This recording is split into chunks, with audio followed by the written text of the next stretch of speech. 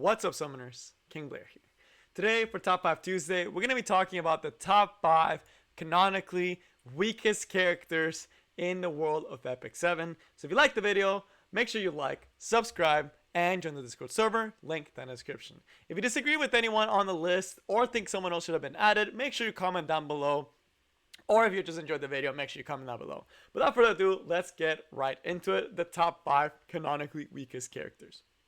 Now, the world of Epic 7 is very, very scary.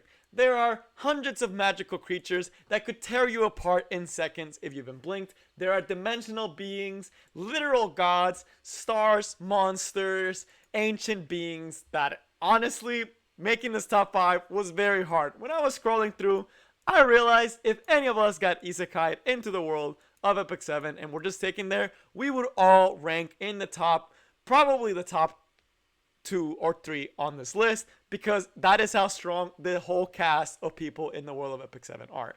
But with this, we're going to look at the top 5 weakest heroes in the world of Epic 7. Now, the things that and criteria I'm taking into consideration is going to be combat experience, as well as overall power level, like what do they have magic, do they have good support, and of course, how strong physically are they if their magic were to fail or someone has something that could stop their magic, right? So overall, things like Ray are not going to be in this top 5 because while Ray may not be physically strong and may not be able to take out a bunch of these super hyper beings that could destroy anyone in 2 seconds, Ray still has a lot of combat knowledge. He still has knowledge of poisons, really good medical knowledge. He can heal people and make everything okay. So he definitely still is going to be really, really strong and has a lot of combat experience. So experience, strong magic, as well as just decent physical strength, right? He's not like super strong, but he's not also not like super weak, right? He goes and gets his own materials, right? So with that out of the way, let's get to the top 5. As first, let's do the honorable mentions. So the first honorable mention is going to be none other than Kisuna Ai. Now, Kisuna Ai looks like she's just going to be kind of like us, is what it looks like. And of course, it looks like she's kind of like a robot. So the only reason I put her here is because she could have a very strong body. She could be a really strong AI, potentially even control of the machinery, right? We don't really know. We've never really seen her in action, so we don't know the extent that her power goes. And then the other honorable mention, just so you guys see where we're starting with how you would think this is really strong, but in reality, this is probably one of the top 5 weakest, is going to be Terranor Guard and the Royal Terranor Guard. They are literally going to be soldiers, regular foot soldiers. The military here around the world would probably be just as strong as them, and they literally probably could be ranked in this top 5. Why? They have no magic. They're just basic soldiers that know basic combat abilities, right? Nothing crazy. Nothing that can really make them stand out.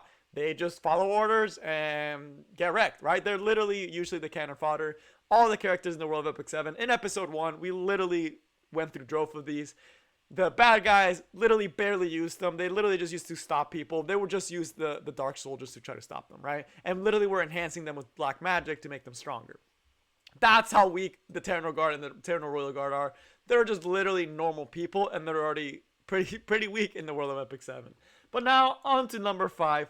We have none other than Tamarine. Tamarine is going to be someone that came from our world.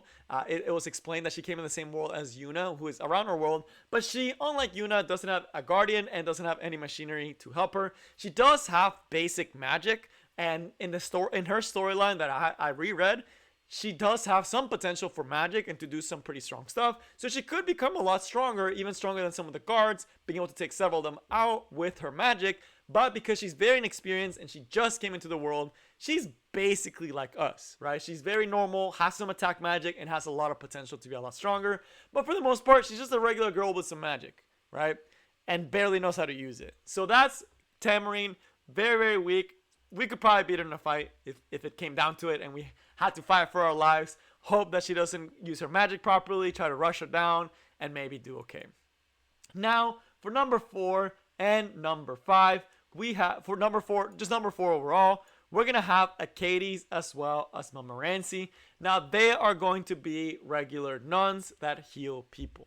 That is all they do. In particular, and Acades and Angelic Montmorency, don't have nearly as much experience as some of the other nuns or other people in the world of Epic 7. They're honestly not that strong, right? All they're there for is primarily going to be for healing people's wounds. They don't really have any aggressive skills or anything to try to protect themselves. While they do have their experiences are very valuable, and healing people will always be needed. It's not like they're going to battlefield and doing like massive healing like Angelica can, right? Like Angelica, or even be as strong as someone like Sister Clarissa, right? They're pretty much, for the most part, normal human beings. Especially someone like a Katie's, we see her with another person. She really doesn't do much in that storyline. She's not really taking out anyone. Her healing's very, very basic. It's just very small healing that can help people.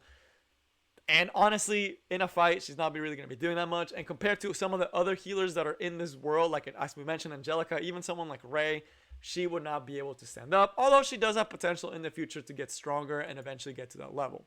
Now, on to number 3. We have Chu. Now, Chu is going to be just an ordinary girl. The reason why she's number 2, or even maybe even number 1, is primarily going to be because Chu doesn't live in the best of conditions, right? She has to learn how to fend for herself, and she does have her friend, the Big Mouse, to come to her rescue, although we shouldn't take that into too much into consideration. For the most part, she's going to be a normal child that does have a harsh life, right? She has to fend for herself. She lives in a mountain with a bunch of Suin, right? So she definitely probably has her own ways of dealing with herself. We see when she goes and helps Roz, she seems to be like very comfortable walking through herself as a little kid through these snowy mountains and fending for herself. So clearly she has some combat capabilities, and she should be able to take care of herself if it really came down to it, especially since she was taught by Suin, right? And she's very comfortable in her environment, right? Which is very, very impressive for very cold environments. She must be quite sturdy. At the number 2, we have none other than Lucy. Another just very ordinary girl. The only thing she has, very similar to Tamarine, very similar to Katie's, and very similar to, and could potentially be stronger than Chu, since she is not a little kid. But for the most part, the only thing she really has is going to be protection magic. She can protect herself with books and pages. Not great, right? Not the craziest magic in the world. Papers, definitely you can get a lot of paper cuts, but I'm pretty sure if you ran into her and she put some papers up, it's not gonna do too much against you, right? Although she can block a lot with her paper magic, but for the most part, she's pretty basic. She's just a normal person from the student council that has a very little magic to help her have some protection with the pages, right? Nothing super crazy. The one time that we did see her in storyline, she was able to do some blocking and help people not fall.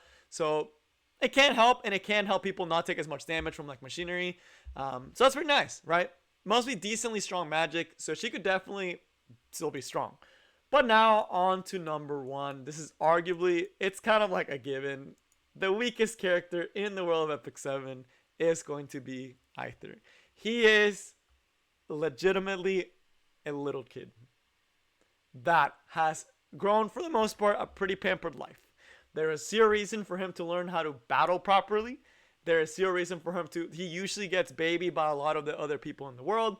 He has tried to grow a little bit, but for the most part, he's not that strong, right? He does have some magic, right? He does have some magic. He has the potential, but he's still just a little kid. His magic's not developed, right? He's not really going to be doing anything crazy in this world where all these other beings are, right? He can barely take care of himself, since he was mostly taken care of by Charles, and he's the next king, or he is the king of Ezra, right? So, not great, right? Not great that he is the king, but he is also the weakest person. When we look at all the other characters, there is no one that is nearly as weak as him. There are so many strong humans on this place, right? And soldiers that have combat experience, that know how to use their magic, and then there's just Aether, right?